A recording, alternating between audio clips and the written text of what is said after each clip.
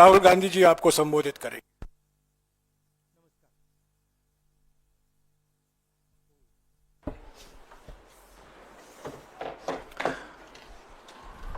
Parliament में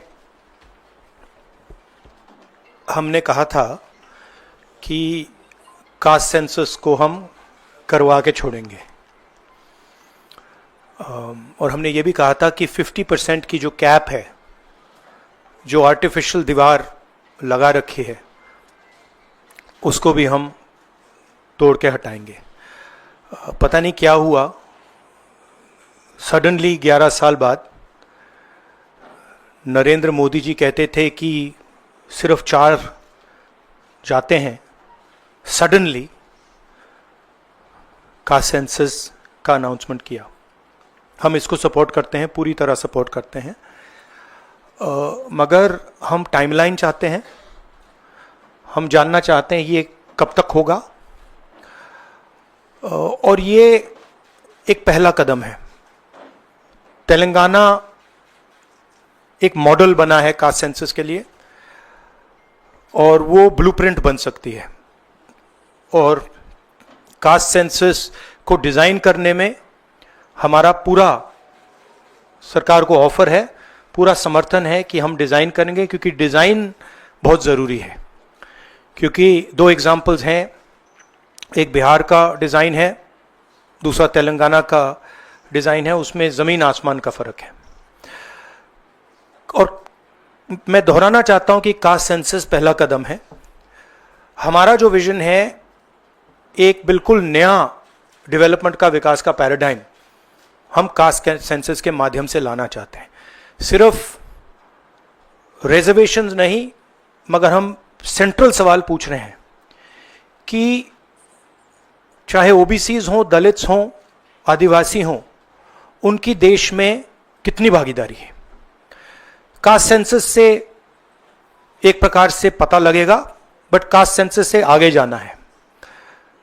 हमारे institutions में, संस्थाओं में इनकी कहां कहां पार्टिसिपेशन है, पावर स्ट्रक्चर जो है उधर कितनी पार्टिसिपेशन है, ये नेक्स्ट स्टेप है। और हम चाहते हैं कि इस डायरेक्शन में कास्ट सेंसस जाए। हमने एक और चीज कही थी, कांग्रेस पार्टी ने रेज की थी, मैनिफेस्टो में भी था, article 15(5). Article 15(5) is reservation in private education institutions. ये कानून है, ऑलरेडी कानून है, और हम चाहते हैं एकदम इस कानून को एनडीए की सरकार, बीजेपी की सरकार इंप्लीमेंट करना शुरू करे। सेंसस को डिले किया है और अपोज किया था, हम इसको वेलकम करते हैं, ये हमारा विजन है, इन्होंने अडॉप्ट किया, बहुत अच्छा। मगर हम चाहते हैं कि हमें डेट्स बताई जाएं, किस दिन तक ये सेंसस होगा, बजट में इसका पैसा आना चाहिए, अभी बजट में पैसा नहीं है, और फिर जो डेवलपमेंटल विजन है वो हमारे सामने प्रेजेंट होना चाहिए। तो ये मैं आपसे कहना चाहता था, अंग्रेजी में बोल देता हूं। Caste census we have been fighting now for some time, government has opposed for some reason, we don't understand what that reason is, they have suddenly decided to do it, we welcome that, we are happy that they have done the caste census. Telangana is a model state for the caste census. There are 2 caste censuses in front of us. One is Telangana, the other is Bihar. They are completely different caste censuses. The Telangana caste census, the questions have been developed by a process of consultation, not a closed process, open process, by asking the stakeholders what are the type of questions, and it's been a very detailed, very granular exercise. We would like the national census to follow some of the ideas of the Telangana census, and we are more than happy to help the government develop the national census on similar lines. We've had 2 other issues that we have discussed which are also central, which is the 50% cap on reservations. Now this is becoming an impediment. This is becoming an impediment to development, to progress of our country, and to the progress of backward castes, Dalits and Adivasis, and we want this 50% barrier to be eliminated and broken. We have stated that. We have put enough pressure on the government to get the caste census done. We want a date by when it's done. We are going to put pressure on the government to make sure that 50% cap is destroyed. And after that, there is a third thing, which is the Article 15(5), which is reservation in private educational institutions. It is already a law. We want that law to be implemented as soon as possible. So that is broadly the structure. We see the caste census as a new paradigm of development, and we want to go beyond the caste census. We want to understand what is the participation of 90% of our population in the power structure of our country. Where are they participating effectively, and where are they not participating? And we want to give them participation and access to power. So we are absolutely convinced in the Congress Party that the caste census is a first step of a completely new development paradigm in the country, and we are going to push this paradigm through one way or the other. It doesn't matter what the BJP thinks. We have shown that we can pressure the BJP into doing the caste census. We are going to show you that we are going to pressure the BJP into doing 15(5) and also removing the 50% cap. I think every Congress member, every Congress worker, every single person who has fought for the caste census, and there are millions of people, activists from the backward communities, Dalits, Adivasis, I'm very proud of what you have done. This would not be possible without the effort, without the hard work that you have done. It has been a sustained campaign that we have run, and I'm very proud of every single person who has helped us in this campaign. Thank you.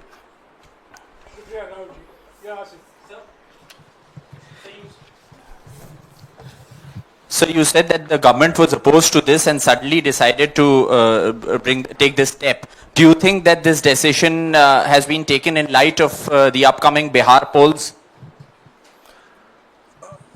No, I don't think so.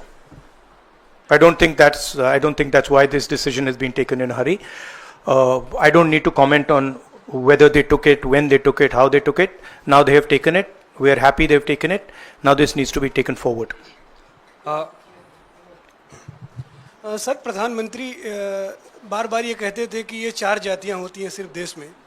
अब अचानक से फैसला हुआ, तो क्या लगता है कि आपको जो विपक्ष ने और आप लोगों ने दबाव बनाया, उस दबाव के कारण? ये सिर्फ हमने दबाव नहीं डाला, ये सिर्फ दबाव नहीं डाला है हमने. ये हमने ऑर्गेनाइज तरीके से बहुत गहराई से कैंपेन चलाया है, ग्रासरूट लेवल पे कैंपेन चलाया है, और महीनों से हम ये कैंपेन चला रहे हैं, और इस कैंपेन का असर पड़ा है, इफेक्ट आया है, और इसीलिए इन्होंने ये डिसीजन लिया है. बट कास्ट सेंसस जो मैंने आपसे बोला, ये दरवाजा खोलने का तरीका है. उसके बाद रियल विकास का काम शुरू होगा. एक बार हमें इंफॉर्मेशन मिलेगी तो फिर हम उस इंफॉर्मेशन के बेसिस पे हम एक्शन ले पाएंगे. मैं आपको 2-3 उदाहरण देता हूं. तेलंगाना के कास्ट सेंसस में से इंफॉर्मेशन किस ग्रैन्युलैरिटी की आ रही है और किस टाइप की इंफॉर्मेशन आ रही है. तेलंगाना में जो कॉर्पोरेट स्ट्रक्चर है, CEOs, management team, senior management, ownership structure, उसमें आपको एक दलित नहीं मिलेगा, एक आदिवासी नहीं मिलेगा, एक पिछड़े वर्ग का व्यक्ति नहीं मिलेगा. मैं कह रहा हूं एक नहीं मिलेगा. मैं ये नहीं कह रहा हूं कि 1% नहीं मिलेगा, है ही नहीं. 90% of India is not represented there. First. Second, gig workers, जिनके लिए हमने तेलंगाना में और अब कर्नाटक में हम कानून बना रहे हैं. अगर आप गिग वर्कर्स की लिस्ट देखें, जिसको मैं मॉडर्न स्लेवरी कहता हूं, उसमें आपको सिर्फ ओबीसी, दलित और आदिवासी मिलेंगे. तो ये 2 स्ट्रीम्स बन रही हैं. एक स्ट्रीम मजदूरी की स्ट्रीम, गरीबी की स्ट्रीम, बेरोजगारी की स्ट्रीम, जिसमें दलित, आदिवासी, पिछड़ा वर्ग है, और दूसरी स्ट्रीम जिसमें एक छोटी सी एलीट पूरे के पूरे सिस्टम को कंट्रोल कर रही है. उसके ऊपर अदानी जी, अंबानी जी बैठे हैं. तो ये कास्ट सेंसस इस चीज को बदलने का फाउंडेशन है, पहला कदम है। राहुल जी, आप लगातार दबाव बना रहे थे, लेकिन पिछले 11 सालों से प्रधानमंत्री मोदी इस पर नहीं मान रहे थे। अभी पहलगाम का इतना बड़ा हादसा हुआ, क्या आपको लगता है कि इस वक्त में जो टाइमिंग है प्रधानमंत्री की कास्ट सेंसस को मानना, वो पहलगाम से ध्यान भटकाने की कोशिश है? आप जर्नलिस्ट हो, ये आप लोगों का काम है, आपका काम स्पेक्यूलेशन है, मेरा काम स्पेक्यूलेशन नहीं है, मैं फैक्ट्स पे काम करता हूं। तो आप स्पेक्यूलेट कीजिए, मैं इस पे स्पेक्यूलेट नहीं करूंगा, मेरे को स्पेक्यूलेट करने की जरूरत ही नहीं है। उन्होंने क्यों लिया क्यों नहीं लिया उसमें मुझे कोई इंटरेस्ट नहीं है। लिया, और ये बड़ा स्टेप है। मैं सिर्फ ये समझना चाहता हूं कि ये सेंसस कब होगा और ये किस प्रकार से सेंसस होगा, कौन से सवाल इसमें होंगे, क्योंकि आप कह सकते हो कि हमने सेंसस कर दिया और फिर रेलेवेंट सवाल आपने नहीं पूछे, तो फिर उसका कोई मतलब ही नहीं है। तो तेलंगाना में हमने बहुत गहराई से पब्लिक में जाकर कंसल्टेशन करके, लाखों लोगों से कंसल्टेशन करके हमने डिजाइन किया है। तो we want a people census, we don't not want a bureaucrat census. Sir, आप पहले ही कहते थे कि एक्सरे है ये, तो एक्सरे के लिए सरकार राजी हो गई है। किस तरीके से एक्सरे हो? आप बार बार तेलंगाना मॉडल की बात कर रहे हैं, तो क्या तेलंगाना मॉडल अडॉप्ट होना चाहिए? किस तरीके से होना नहीं, चाहिए? देखिए, तेलंगाना मॉडल में 2-3 प्रिंसिपल्स हैं। पहला प्रिंसिपल है कि बंद कमरे में 5-10 ब्यूरोक्रेट्स ने उसको नहीं डिजाइन किया, ठीक है? क्योंकि फ्रैंकली बोलूं तो जिन कम्युनिटीज की हम मदद करने की कोशिश कर रहे हैं उनकी होल्ड ब्यूरोक्रेसी में है ही नहीं।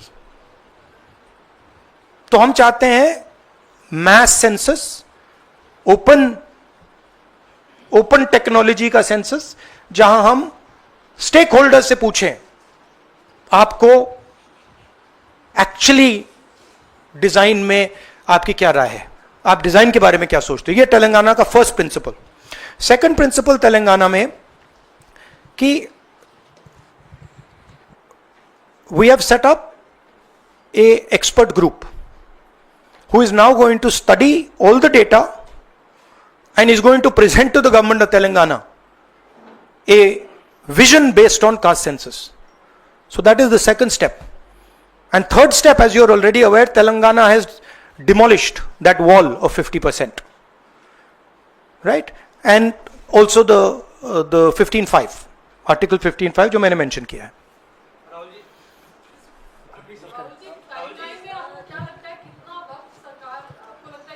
मुझे लगता है, मेरी इमीडिएट सस्पिशन है कि ये वो वुमेन्स बिल वाली स्ट्रेटजी टाइमलाइन वाली है, but I hope that better sense prevails. अच्छा, नो, आई वांट टू से one other thing which is frankly बहुत जरूरी है, और आज ये शायद कास्ट सेंसस से भी ज्यादा जरूरी है। मैं आज कानपुर गया और वहाँ पे जो टेररिज्म के विक्टिम थे उनसे मैंने बात की, परिवार से मैंने बात की। कोल्ड ब्लडेड तरीके से उनके बेटे को मारा गया है, बिना मर्सी के।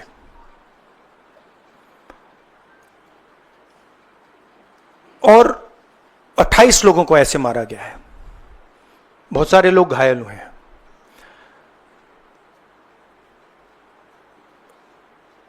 मैं इस पे कमेंट नहीं करना चाहता हूं ये कैसे हुआ। मैं सिर्फ ये कहना चाहता हूं कि जिन लोगों ने ये किया है, जो भी हैं, कहां भी हैं, they have to pay for this. And they have to pay for it properly, not in some half-hearted way, ऐसे आलतू फालतू तरीके से नहीं। They have to pay for it properly, कि इनको याद रहे कि हिंदुस्तान के साथ ये नहीं किया जा सकता है। हमने क्लियरली ऑपोजिशन की और सरकार की मीटिंग में क्लियर हमने लाइन दी है, यूनानिमस लाइन,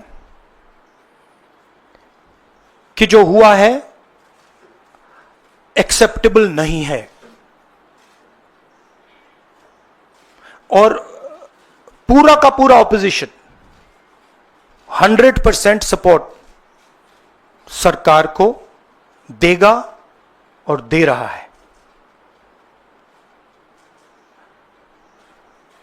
नरेंद्र मोदी को एक्शन लेना है, एकदम एक्शन लेना है, और पूरा का पूरा विपक्ष उनके साथ खड़ा है। जिन लोगों ने यह किया है, दे हैव टू पे द प्राइस फॉर दिस। जो परिवार है, उन्होंने आप लोगों को मेरे थ्रू एक मैसेज दिया है। एक्चुअली प्रधानमंत्री जी को उन्होंने मुझे कहा कि आप प्रधानमंत्री जी को यह बताइए, तो मैं 28 जो हमारे शहीद हैं उनके साइड से प्रधानमंत्री को आपके माध्यम से मैसेज दे रहा हूं। प्रधानमंत्री जी, उन्होंने कहा है कि हमारे जो बच्चे हैं वो शहीद हुए हैं, हम चाहते हैं कि आप उनको शहीद का दर्जा दीजिए, रिस्पेक्ट दीजिए। ये मैं कहना चाहता था। आप सबका बहुत बहुत धन्यवाद। Thank you.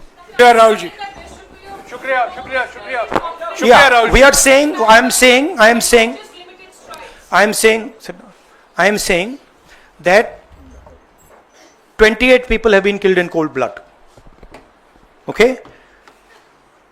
It is pretty clear who is responsible for this. The people who are responsible for this must pay a price. The Prime Minister has to take action. Right? And the action has to be clear and it has to be strong. Without any confusion.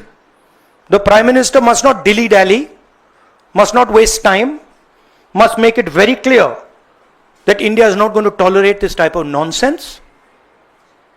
So he needs to act. That's what I'm saying. He can act in whatever time frame